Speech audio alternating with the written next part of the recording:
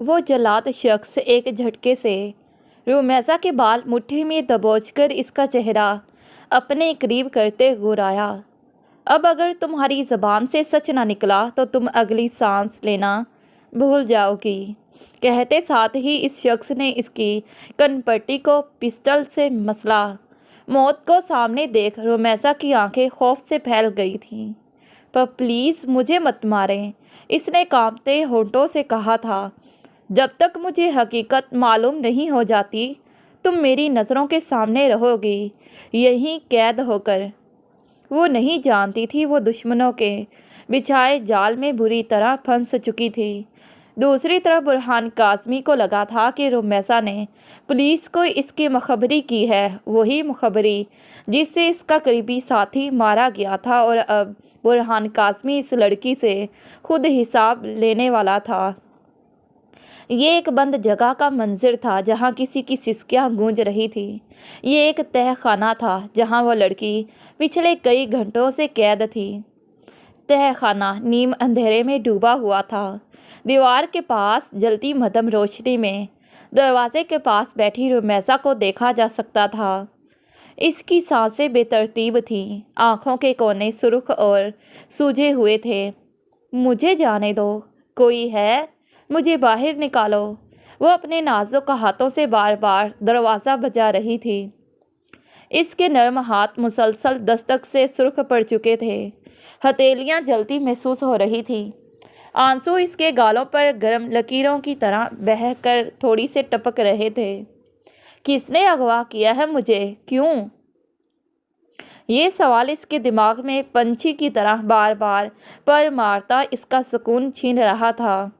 कोई है, मुझे बाहर निकालो, वो मुसलसल चिल्ला रही थी, और अब तो चीखने से इसको अपने हलक में कांटे उगते महसूस हो रहे थे। जब चीखने चिल्लाने से भी कोई जवाब न आया तो वह हार मानकर दरवाजे के पास ही ज़मीन पर गिर सी गई। इसका कमज़ोर सा जिस्म रोते रोते कांप रहा था। अब बस वहाँ इसकी घटी घटी सिसकियाँ गूंज रही थीं। कुछ देर बाद इन सिसकियों की आवाज़ में कदमों की चाप भी शामिल हुई थी। कोई सीढ़ियाँ उतरता इसी तरफ आ रहा था। रुमैसा ने कदमों की आवाज़ सुनी तो वो अपनी हिचकियाँ हलक में ही दबा गई। चंद लम्हों बाद तहखाने का दरवाज़ा खुला और कोई शख्स अंदर दाखिल हुआ। ये बुरहान काज़मी था, वो शख्स जिसकी सब्ज़ आंखों में अब सुर्खी भरी वहशत घुल चुकी थी। बुरहान? वो इस शख्स को पहचानती थी, मगर नहीं, सामने खड़ा शख्स वो नहीं था जिसे वो पहचानती थी। ये तो कोई और ही शख्स था जिसकी आंखों में इसके लिए अजनबियत से ज़्यादा वहशत थी, जिसके चेहरे पर नरमी से ज़्यादा इसके लिए गुस्सा था। रुमैसा का दिल हलक में आ गया। वो बेसाख्ता पीछे को खिसकी। बुरहान आहिस्ता आहिस्ता करीब आया। इसकी सुर्ख नज़रें रुमैसा के खूबसूरत चेहरे पर जमी थीं। किसके कहने पर यह किया है तुमने? इसकी आवाज़ सर्द थी। बोलो, कौन है वो जिसके कहने पर तुमने मेरी पीठ में छुरा घोंपा?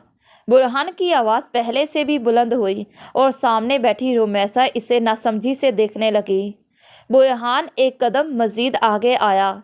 इसने एक लम्हे के लिए भी रुमैसा से अपनी निगाहें नहीं हटाई थी। मुझे इस शख्स का नाम बताओ लड़की। वो अब इससे एक कदम के फासले पर खड़ा और दीवार पर लगी रोशनी इसकी पुश्त पर बिखर रही थी, और अब रुमैसा पर इसका साया बन चुका था। मैं कुछ नहीं जानती, आप क्या कह रहे हैं? इसकी आवाज़ टुकड़ों में बटी। वो बुरहान को इस रूप में देखकर ही सहम चुकी थी। मैं तुम्हारी बात का यकीन कर भी लेता, मगर बुरहान पंजों के बल इसके सामने बैठा। मगर अब मैं तुम्हारी असलियत जान चुका हूँ। तुम्हारी वजह से मेरा ख़ास आदमी मर चुका है। इसकी सब्ज़ वहशत ज़दा आँखें रुमैसा के चेहरे पर मरकूज़ थीं, जहाँ अब खौफ के तासुरात थे। मैं सच में कुछ नहीं जानती, प्लीज़ मुझे जाने दे। मेरे बाबा, वो मुझे ढूंढ रहे होंगे। वो इसके सामने हाथ जोड़ गई। मेरे सवालों का जवाब दो और चली जाओ यहाँ से। इसने रुमैसा का चेहरा थोड़ी से दबोचकर अपने सामने किया। بتاؤ وہ چپ کہاں ہے اور کس کے کہنے پر تم نے یہ کیا ہے؟ اس کا لہجہ کسی بھی قسم کے جذبات سے عاری تھا۔ ہاں، آواز کا سردپن رومیزا کے رنگوٹے ضرور کھڑے کر گیا تھا۔ میں کچھ نہیں جانتی، میرا یقین کریں، میرے پاس کوئی چپ نہیں ہے، وہ گڑگڑائی۔ برہان کی موجودگی اس کی سانس روک رہی تھی، جبکہ رومیسا کا جواب برہان کو ضرور طیش زدہ کر رہا تھا۔ وہ جانتا تھا رومیسا جیسی ڈرپوک لڑکی اکیلی کچھ نہیں کر سکتی، ضرور اس کے ساتھ کوئی اور شخص ملوث تھا، مگر اب رومیسا کی نفی والی یہ تکرار اس کے طیش میں اضافہ کر رہی تھی۔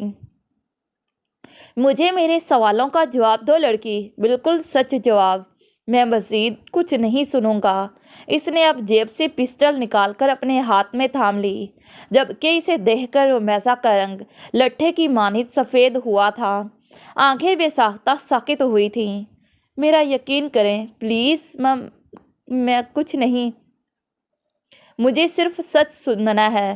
وہ ایک بار پھر اپنی بات دہرانے لگی تھی، مگر برہان کی سخت آواز نے اس کی بات مکمل نہ ہونے دی تھی۔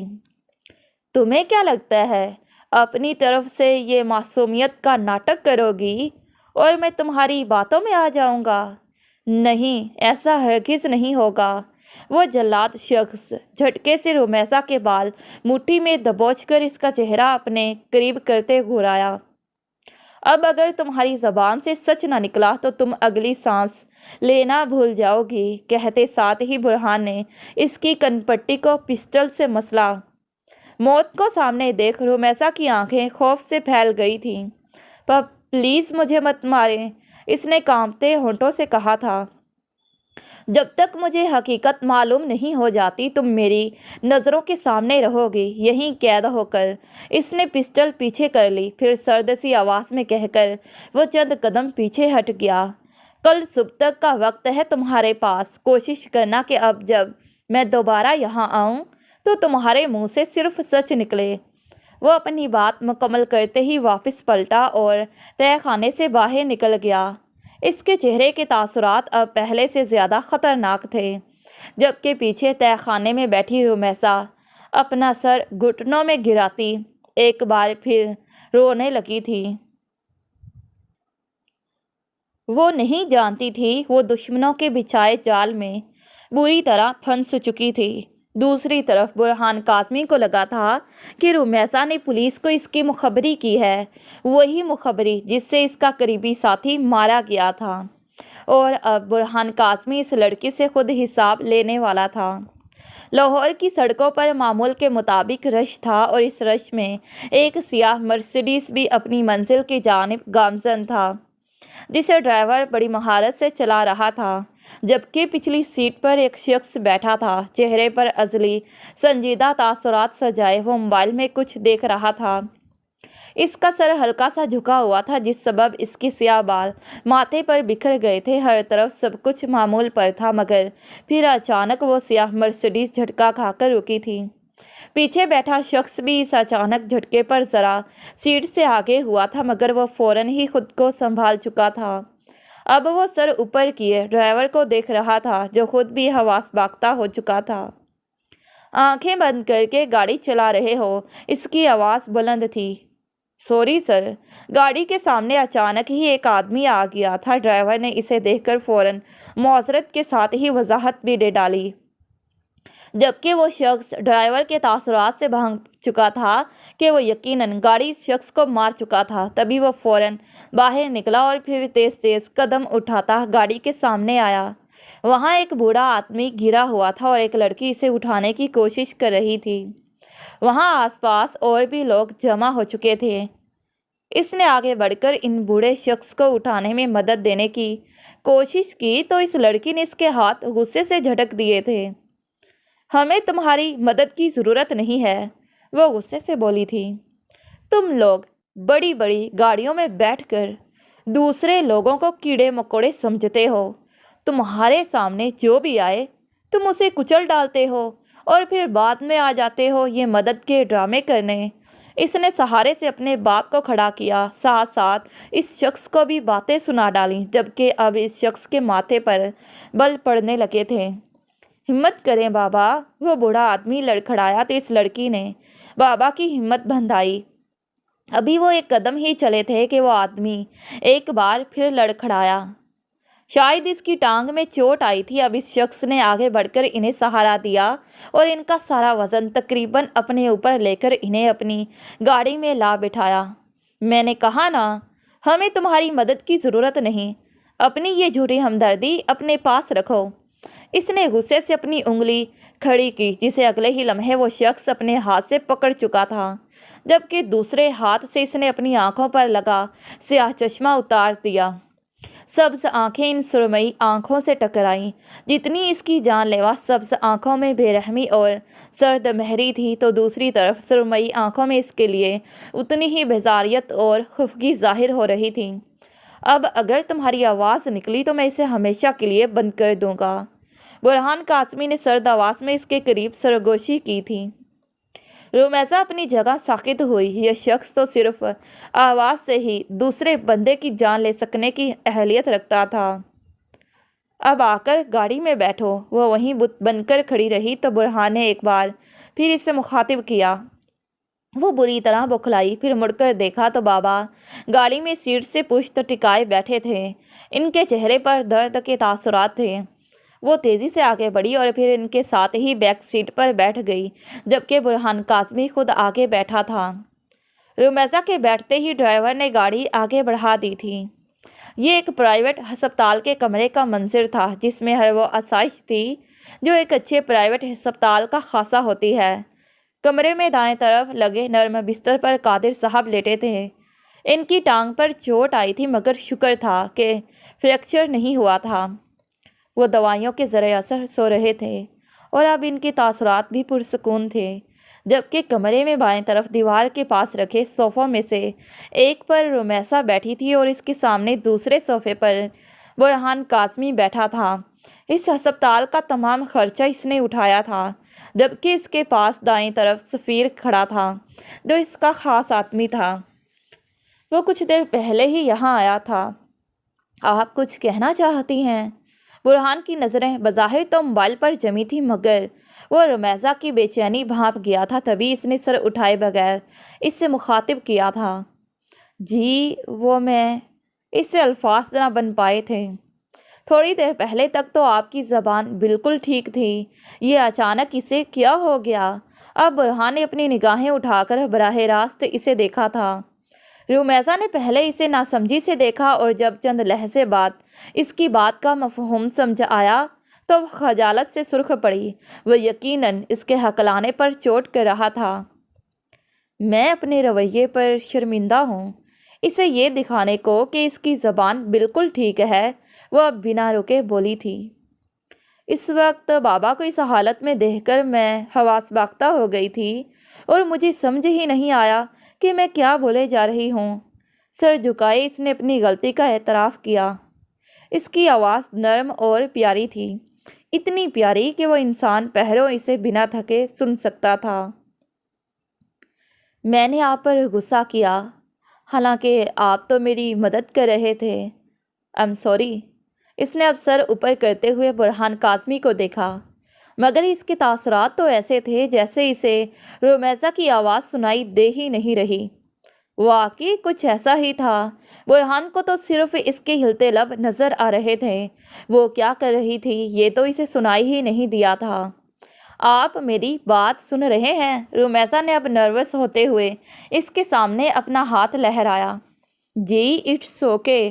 برہان نے دونوں ہاتھ چہرے پر پھیرے اور اپنے حواس سنبھالے۔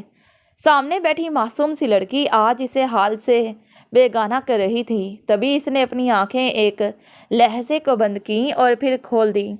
ایسے وہ خود کو پرسکون کرتا تھا۔ کچھ دیر تک انہیں ڈسچارج مل جائے گا، تب تک سفیر یہاں رکے گا۔ برہان نے اپنی بات کہی، پھر صوفے سے اٹھ کھڑا ہوا۔ رومیزہ بھی اس کی تقلید میں کھڑی ہوئی۔ اس کے ہاتھ پر بھی سفید پٹی بندھی ہوئی تھی، کیونکہ سڑک پر گرنے سے اس کے ہاتھ پر بھی رگڑ آئی تھی۔ میں اب چلتا ہوں، خدا حافظ۔ الوداعی کلمات کہتے ہی وہ لمبے لمبے ڈگ بھرتا وہاں سے باہر نکل گیا اور پیچھے رمیسا نے حیرت سے اس کی پشت دیکھی۔ وہ نہیں جانتی تھی کہ وہ شخص اپنے شور مچاتے دل کی آوازوں سے بھاگا تھا۔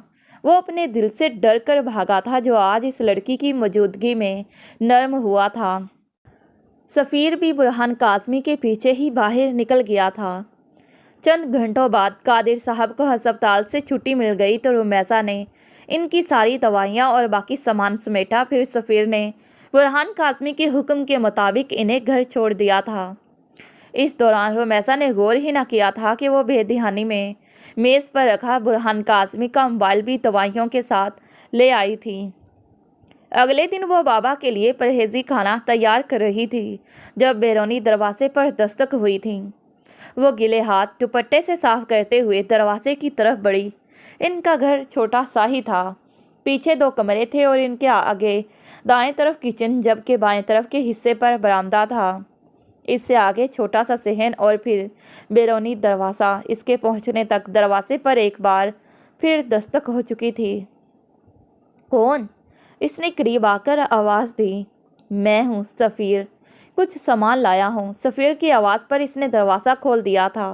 وہ ایک طرف ہوئی تو سفیر اندر بڑھ آیا۔ اس کے ہاتھ میں پھل تھے جنہیں آتے ہی اس نے رمیسا کے سامنے کر دیا۔ ان کی کیا ضرورت تھی بھائی؟ رمیسا نے تعصب سے اتنے سارے پھلوں کو دیکھا۔ ارے ضرورت کیوں نہیں تھی، اور یہ سر کا آرڈر بھی تھا، ان کی نفی تو نہیں کی جا سکتی۔ سفیر نے آگے بڑھ کر وہ شوپر برآمدے میں رکھی چارپائی پر رکھ دیے۔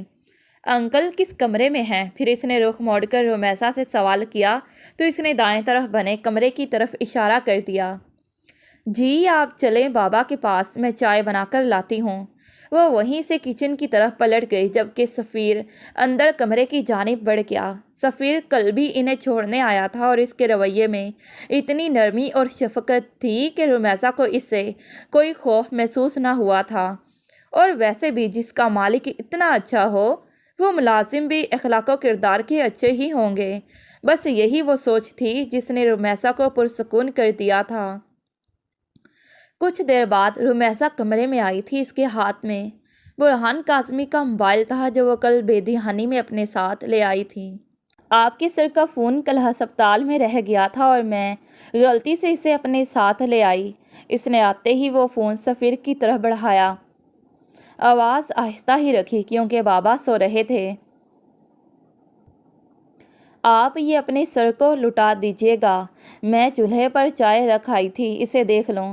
اسے کچھ بھی کہنے کا موقع دیے بغیر رمیسا نے وہ فون سفیر کے ہاتھ میں پکڑایا اور واپس پلٹ گئی۔ سفیر نے اس فون کو اپنی نظروں کے سامنے کیا۔ وہ عام سا چھوٹا بٹنوں والا موبائل تھا، بالکل عام سا موبائل کہ اسے برہان کاظمی سے منسوب کرنا ہی اس کی توہین تھی۔ مگر سفیر نے کندھے اچکاتے ہوئے وہ فون ساتھ رکھی چھوٹی میز پر رکھ دیا۔ چند لمحوں بعد رمیسا واپس آئی تھی۔ اب اس کے ہاتھ میں ایک چھوٹا ٹرے تھا جس میں چائے کے کپ کے ساتھ کچھ سنیکس تھے۔ بابا بھی اب اٹھ چکے تھے اور سفیر ان کے ساتھ باتیں کر رہا تھا۔ وہ ٹرے سفیر کے ساتھ رکھی میز پر رکھنے کے بعد سامنے رکھی چارپائی پر ٹک گئی۔ بہنا یہ موبائل آپ خود ہی سر کے حوالے کر دینا۔ ایسے ہی باتوں میں برہان کاظمی کا ذکر ہوا تو سفیر نے بھی جھٹ رمیسا کی توجہ اس جانب دلوائی۔ آپ دے دیں گے تو گناہ نہیں ہوگا، وہ جواباً ہلکے پھلکے انداز میں مسکرائی۔ لیکن اگر آپ دے دیں گی تو شاید ثواب مل جائے۔ سفیر نے بھی اسی انداز میں جواب دیا اور ترچھا سا مسکرایا۔ کیا مطلب؟ رمیسا نے اسے ناسمجھی سے دیکھا۔ کچھ نہیں، آپ خود یہ سر کو لٹا دینا۔ وہ اپنی بات پر قائم رہا تو رمیسا نے بے دلی سے سر ہلا دیا۔ سفیر کچھ دیر ان کے پاس بیٹھا رہا اور پھر جب شام کے سائے گہرے ہونے لگے تب وہ واپس چلا گیا تھا۔ اگلے دن شام کو وہ دونوں آمنے سامنے ایک ریسٹورینٹ میں بیٹھے تھے۔ باہر سورج اپنی کرنیں سمیٹ رہا تھا اور اس کی نارنجی ہوتی روشنی ریسٹورینٹ کی گلاس ونڈو سے ٹکرا رہی تھی۔ بابا کی طبیعت اب قدرے بہتر تھی، تبھی وہ برہان کاظمی کو اس کا فون لوٹانے چلی آئی تھی، جبکہ وہ اس ملاقات میں اسے ایک بار پھر شکریہ کہنا چاہتی تھی۔ وہ اس وقت آف وائٹ سوٹ میں ملبوس تھی جس کے کناروں پر گولڈن لیس لگی تھی۔ ہم رنگ دوپٹہ اس نے شانوں پر پھیلا کر سر پر لے رکھا تھا جسے وہ ہر تھوڑی دیر بعد درست کرتی تھی۔ وہ تھوڑی نروس بھی تھی کہ ایسے ریسٹورنٹ میں بیٹھنا اس کے لیے نیا تجربہ تھا، جبکہ برہان کاظمی بھی سفید شرٹ کے ساتھ سیاہ پینٹ میں ملبوس تھا۔ سیاہ کوٹ پیچھے کرسی کی پشت پر رکھا تھا۔ اس نے شرٹ کی آستین کونیوں تک فولڈ کر رکھی تھی، بال ہمیشہ کی طرح ماتھے پر بکھرے تھے۔ یہ آپ کا فون، اس دن آپ ہسپتال میں ہی بھول گئے تھے۔ رمیسا نے اپنے پرس سے وہ فون نکال کر سامنے میز پر رکھا۔ وہ عام سا موبائل تھا، مگر اسے دیکھ کر ایک پل کے لیے برہان کاظمی کے تاثرات بدلے۔ وہ اتنی بڑی غلطی کیسے کر گیا تھا؟ اوہ تھینک یو سو مچ۔ برہان نے فون اٹھا کر اپنی جیب میں ڈال لیا۔ آپ نے ہماری اتنی مدد کی، اس کے لیے شکریہ۔ اب رمیسا نے اگلی بات کی۔ کام آن، اس پر شکریہ کہنے کی ضرورت نہیں، اس نے جواباً سر جھٹکا۔ تبھی ویٹر ان کا آرڈر لے آیا تو وہ دونوں خاموش ہو گئے۔ اب آپ کے بابا کی طبیعت کیسی ہے؟ برہان نے کافی کا گھونٹ حلق سے اتارنے کے ساتھ ہی بات آگے بڑھائی تھی۔ ٹھیک ہے الحمدللہ، میرے پاس ان کے علاوہ کوئی نہیں۔ تبھی میں اس دن جذبات میں زیادہ ہائپر ہو گئی تھی۔ وہ بات کو ایک بار پھر وہیں لے گئی اور برہان نہیں چاہتا تھا کہ وہ ایک بار پھر اس سے معافی مانگے۔ لیو اٹ لیڈی، وہ بات اتنی اہم نہیں کہ اسے بار بار دہرایا جائے۔ اس نے ہاتھ جھلائے اور بات ہی ختم کر دی، پھر خود ہی باتوں کا رخ دوسری طرف موڑ دیا۔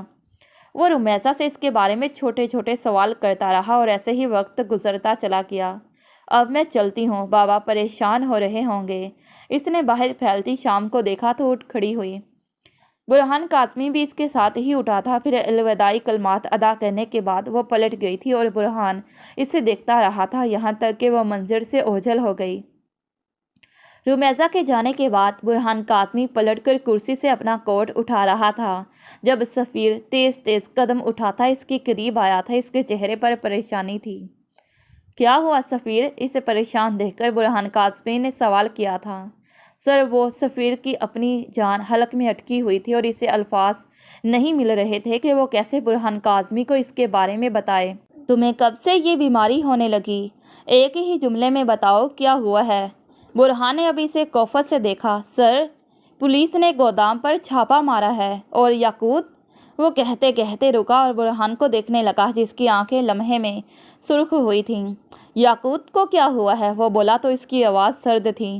وہ مر چکا ہے۔ گودام میں جتنی بھی لڑکیاں تھیں وہ ان کی تحویل میں جا چکی ہیں، اور باقی سارا مال بھی۔ سفیر نے ڈرتے ڈرتے اسے ساری بات بتائی تھی۔ واٹ؟ وہ اتنی زور سے بولا تھا کہ وہاں موجود باقی لوگ اسے دیکھنے لگے تھے۔ یہ کیسے ہو سکتا ہے سفیر؟ اس جگہ کا تو میرے علاوہ کسی کو معلوم ہی نہیں تھا۔ وہ ریسٹورنٹ سے باہر نکلتے ہوئے بول رہا تھا۔ اس کے چہرے پر ناسمجھی اور حیرت کے تاثرات تھے۔ آواز سرد تھی جبکہ آنکھوں میں وحشت تھی۔ سر، مجھے لگتا ہے کسی نے مخبری کی ہے۔ سفیر نے اپنی سوچ اس کے سامنے رکھی۔ وہ اس کے ساتھ تیز تیز قدم اٹھا رہا تھا۔ مخبری؟ مگر کیسے؟ اس جگہ کا تو کسی کو معلوم ہی نہیں۔ وہ کہتے کہتے رکا۔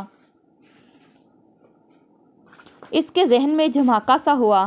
اس جگہ کی لوکیشن تو ایک چیز میں تھی، اور وہ سوچتے ہوئے اس نے بے ساختہ جیب میں ہاتھ ڈالا اور وہ چھوٹا موبائل نکالا۔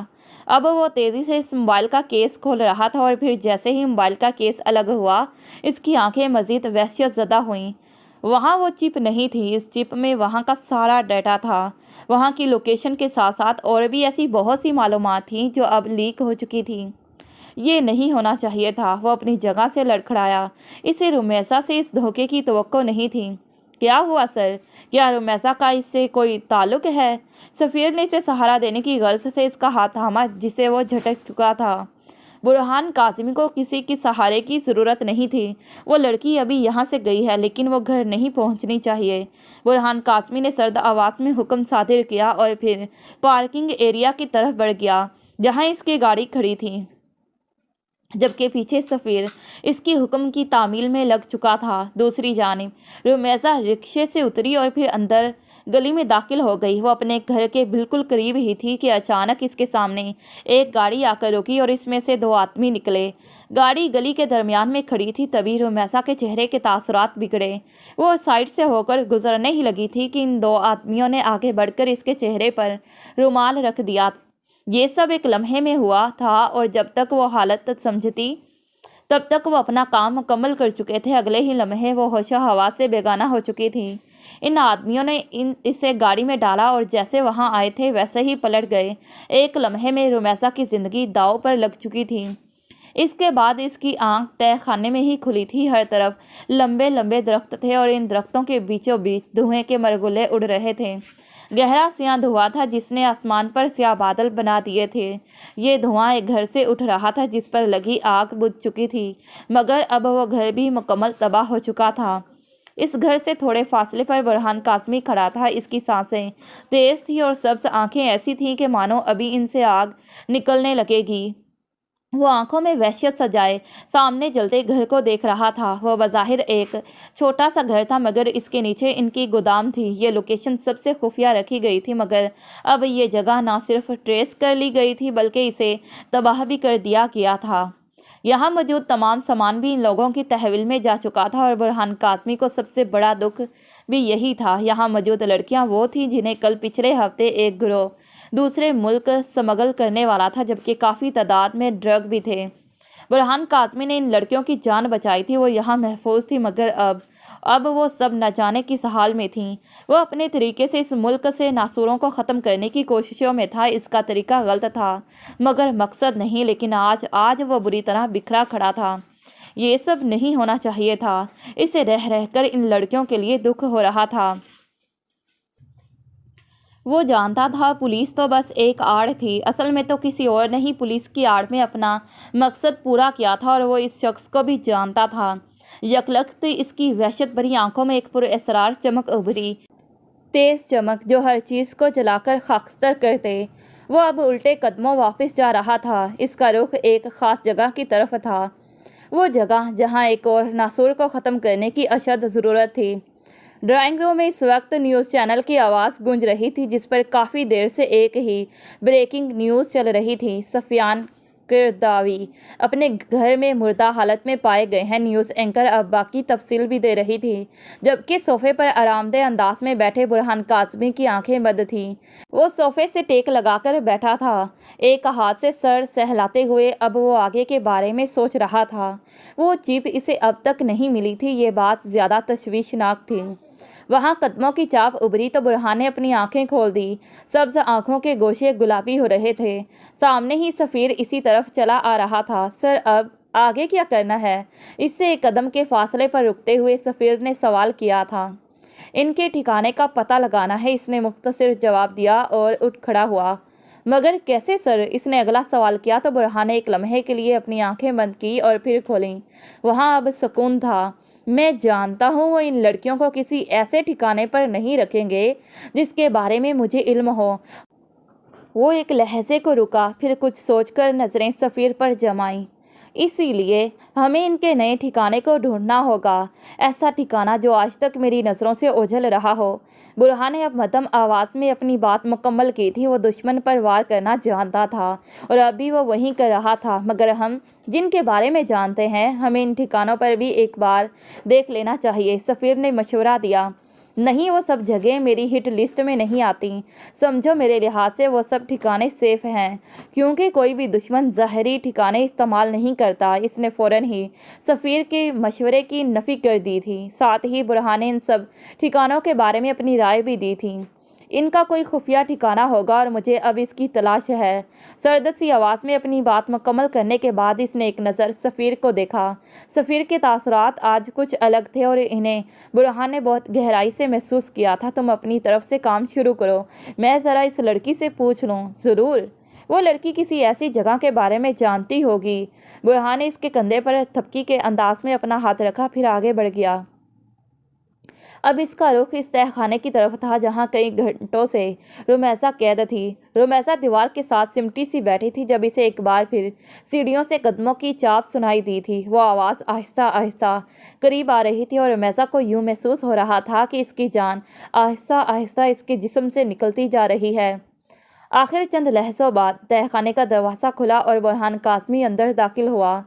रुमैसा बेसख्ता पीछे खिसकी, जैसे वो खुद को दीवार में ही पेवस्त कर देना चाहती हो। उठो, इसे एक कदम के फासले पर रुकते हुए बुरहान काज़मी ने एक लफ्ज़ अदा किया था, मगर वो वैसे ही बेहिस्सो हरकत बैठी रही। सिसकियों के बायस इसका जिस्म आहिस्ता आहिस्ता हिचकोले खा रहा था। اٹھو لڑکی، اب اس نے کہنے کے ساتھ خود ہی آگے بڑھ کر اسے بازو سے پکڑ کر کھڑا کر دیا۔ وہ بے ساختہ لڑکھڑائی تو برہان نے دوسرا بازو اس کے گرد گزار کر اسے اپنے حصار میں لے لیا۔ دور رہیں پلیز، وہ اس کے حصار میں کانپ گئی تھی۔ ابھی کچھ دیر میں مولوی صاحب تم سے نکاح کے لیے رضامندی لیں گے اور تمہارا جواب ہاں ہی ہونا چاہیے۔ ہنوز سے تھامے ہوئے برہان کاظمی نے اپنی بات کی تھی۔ نکاح کس سے؟ اس نے حیرت سے سر اوپر اٹھایا۔ سرمئی آنکھیں بے ساختہ سبز آنکھوں سے ٹکرائیں۔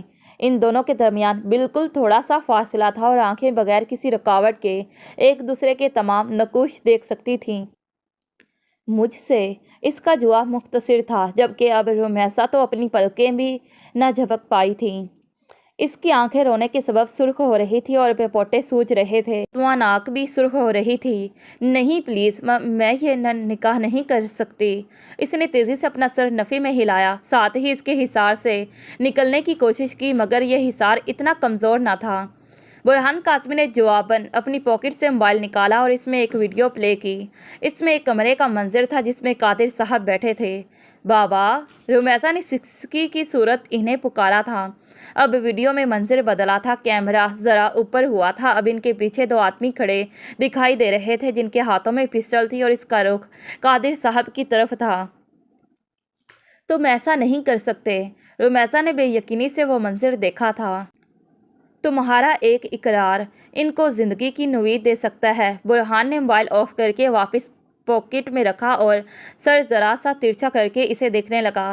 وہ بالکل بے چین ہو رہی تھی۔ اگر برہان کاظمی نے اسے تھام نہ رکھا ہوتا تو وہ یقیناً اب تک زمین بوس ہو چکی ہوتی۔ مجھے امید ہے تم اب مزید کوئی بلنڈر نہیں کرو گی۔ اس نے رمیسا کا جھکا سر دیکھا، پھر اسے لیے سیڑھیوں کی طرف بڑھ گیا۔ وہ یقیناً رمیسا کا فیصلہ جان گیا تھا۔ وہ اسے سیدھا اپنے کمرے میں ہی لایا تھا۔ فریش ہو جاؤ، میں کچھ دیر تک آتا ہوں۔ اسے کمرے کے وسط میں کھڑا کرتے ہوئے برہان نے دائیں طرف واش روم کی طرف اشارہ کیا۔ مجھے بابا سے ملوا دیں ایک بار پلیز۔ رمیسا کو اس وقت صرف اپنے بابا کی فکر تھی۔ میری بات جتنی جلدی مانو گی اتنی ہی جلدی تم ان سے مل سکو گی، اس نے اب سرد لہجے میں کہا تھا۔ وہ مزید کچھ نہ بول پائی اور واش روم کی طرف بڑھ گئی، جبکہ واش روم کا دروازہ بند ہوتے ہی وہ خود بھی کمرے سے باہر نکل آیا تھا۔ تھوڑی دیر بعد وہ قادر صاحب کے سامنے بیٹھا تھا۔ قادر صاحب رمیسا کے لیے پریشان تھے اور جب انہیں کہیں سے بھی امید کی کرن نظر نہ آئی تو انہوں نے برہان کاظمی کے نمبر پر کال کی تھی۔ برہان نے اپنا نمبر ان کے موبائل میں اسی دن سیو کیا تھا جب وہ انہیں ہسپتال لے کر گیا تھا۔ انہوں نے برہان کو رمیسا کی گمشدگی کے بارے میں بتایا تھا اور پھر برہان نے سفیر کو بھیج کر انہیں اپنے پاس ہی بلوا لیا۔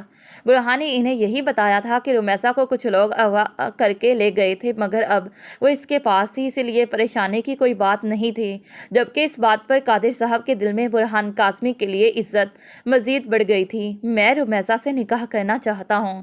حال احوال پوچھنے کے بعد برہان سیدھا اصل بات کی طرف آیا تھا۔ میں جانتا ہوں یہ وقت اس کے لیے مناسب نہیں، مگر آج جو کچھ ہوا اس سب کے بعد میں رمیسا کو خود سے دور نہیں کر سکتا۔ اس نے خود کو ایسے پیش کیا تھا جیسے وہ رمیسا کی اذیت کو لے کر خود بھی تکلیف میں تھا۔ پلیز انکل، انکار مت کیجیے گا، آپ بھی جانتے ہیں زمانہ کس قدر خراب ہے۔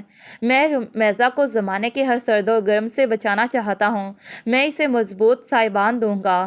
انہی کشمکش میں ڈوبا دیکھ کر برہان کاظمی نے مزید کہا۔ اس کا لہجہ ساحر تھا، اس کے لفظوں میں اثر تھا۔ قادر صاحب کی اپنی بھی یہی خواہش تھی، مگر یہ سب اتنی جلدی اور اتنا اچانک ہو رہا تھا کہ وہ کوئی فیصلہ نہیں لے پا رہے تھے۔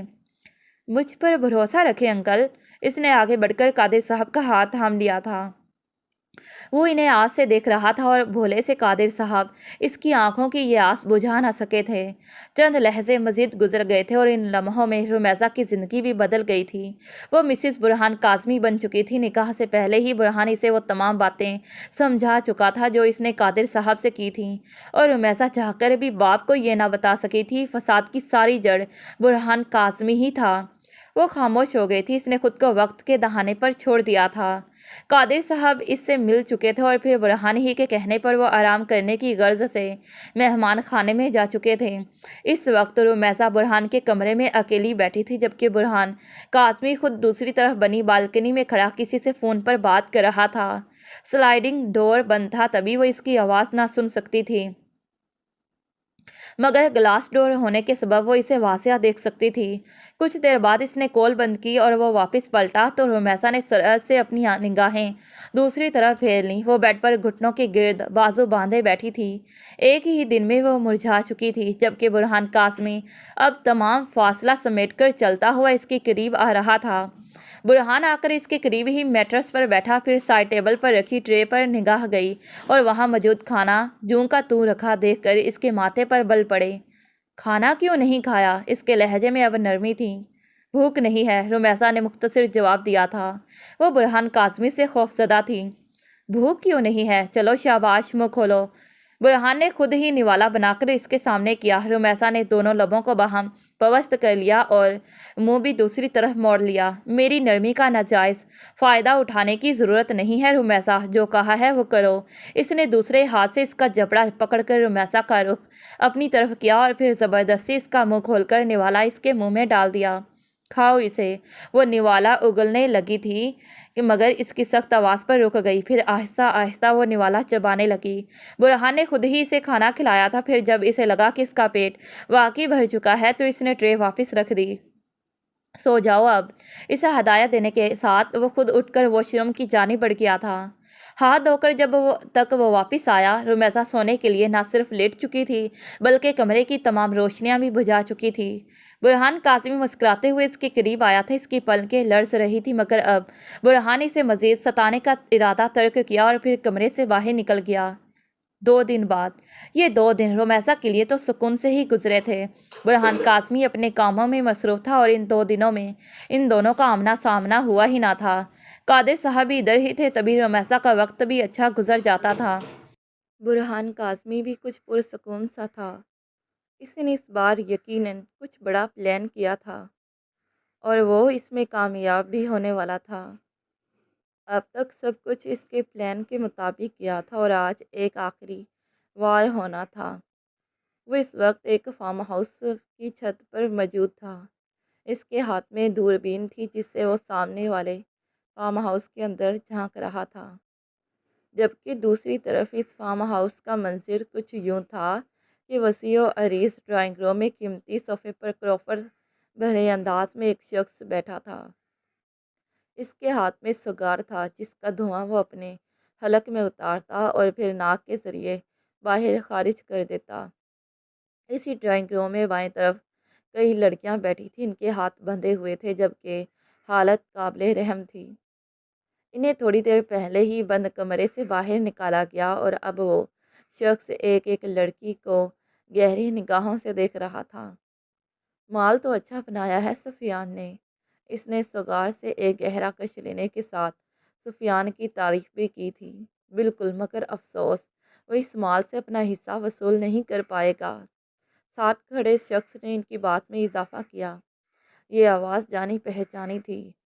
उन लड़कियों को तैयार करो, आज इन्हें ठिकाने लगाते हैं, फिर आगे देखेंगे कि क्या करना है। इस शख्स ने हुक्म सादर किया तो एक लड़की जो मुलाजमा के लिबास में थी इन्हें हाँकने के अंदाज में वापस कमरे में ले गई। अब इस सगार थामे शख्स ने अपना रुख बदला था और इसका चेहरा वाजिया हुआ था। वो इसहाक था, एक जानी मानी सियासी शख्सियत जो अपने इख्तियार का नाजायज़ फ़ायदा उठा रहा था। काज़मी का बताओ, इस बार वो इतना खामोश क्यों है? इसहाक ने अब इस शख्स को मुखातिब किया था। सर जी, इस बार आप इसकी तरफ से बेफिक्र रहें। वो जानी मानी आवाज़ एक बार फिर गूंजी। अब इसका चेहरा भी वासिया था। वो सफ़ीर था, बुरहान काज़मी का ख़ास आदमी, जो किसी और के साथ मिलकर बुरहान के साथ गद्दारी कर चुका था। क्यों, ऐसा क्या हो गया? इसहाक ने इसे अचंभे से देखा। सर जी, वो इस बार हमारा खुफिया ठिकाना ढूंढ रहा है और हमें देखें, हमने तो माल सामने ही रखा हुआ है। वो ज़ोरदार कहका लगाकर हंसा, जबकि दूसरी तरफ बुरहान काज़मी भी तिरछा सा मुस्कुराया था। इसके कान में लगे एयरपीस पर वहाँ की सारी आवाज़ें सुनाई दे रही थीं। आह बेवकूफ़, खुद को बड़ा होशियार समझता है, मगर इस बार हम इसकी नाक तले ये माल ठिकाने लगाएंगे। इसहाक ने अव्वल 2 लफ्ज़ तासुब से अदा किए, जबकि इख्तिताम तक इसकी आवाज़ मकरूह अज़ाइम में ढल चुकी थी। कुछ दूर छत पर खड़ा बुरहान काज़मी इन पर मुस्कुरा दिया था। रात के साए गहरे हो चुके थे, अब हर तरफ तारीकी थी, مگر اس تاریکی میں روشنیوں سے جگمگ کرتا وہ فارم ہاؤس دور سے بھی دیکھا جا سکتا تھا۔ وہاں آج جشن کا سماں تھا۔ اسحاق صوفے پر کروفر سے بیٹھا تھا، جبکہ کمرے میں موجود وہ تمام لڑکیاں ایک ایک کر کے باہر لائی جا رہی تھیں۔ ان کے جسموں پر لباس ایسا تھا جو بمشکل انہیں ڈھانپ رہا تھا، وہ سب ہی سہمی ہوئی تھیں۔ جب وہ تمام لڑکیاں باہر آ چکیں تو اسحاق اپنی جگہ سے اٹھا اور قدم قدم چلتا ان کے قریب آیا۔ وہ سب ایک دوسرے میں چھپنے کی کوشش کرنے لگیں۔ زبردست! تم نے تو انہیں بہت اچھے سے تیار کیا ہے۔ یقیناً تم انعام کی حقدار ہو۔ اسحاق نے ان لڑکیوں کو اوپر سے نیچے تک خباثت سے دیکھا، پھر پاس کھڑی ملازمہ کو داد دی جو خوشی سے پھول اٹھی تھی۔ ٹرک تیار ہے سر، ہمیں اب نکلنا چاہیے۔ سفیر نے اسحاق کے قریب آ کر سرگوشی کی مانند کہا تو اس نے اس بات میں سر ہلا دیا۔ چلو تم سب۔ اب سفیر ان سب لڑکیوں کی طرف متوجہ تھا۔ سفیر کے حکم پر ابھی ان سب نے چند قدم ہی اٹھائے تھے کہ وہ جگہ گولیوں کی آواز سے گونج اٹھی تھی۔ اسحاق اور سفیر نے خوف سے ایک دوسرے کی جانب دیکھا تھا، جبکہ وہ سب لڑکیاں کانوں پر ہاتھ رکھتی وہیں دوہری ہو چکی تھیں۔ گولیوں کی آواز بڑھتی جا رہی تھی اور قریب آتی جا رہی تھی، اور اسحاق چہرے پر پریشانی کے تاثرات سجائے ایک طرف کھڑا تھا۔ اس نے تو فارم ہاؤس پر سیکیورٹی بھی نہ رکھی تھی تاکہ برہان کو اس جگہ پر کوئی شک نہ ہو، مگر اب وہ اپنے فیصلے پر پچھتا رہا تھا۔ کچھ دیر یہ بچھاڑ جاری رہی اور پھر برہان قاسمی پرامن تاثرات کے ساتھ وہاں آیا تھا۔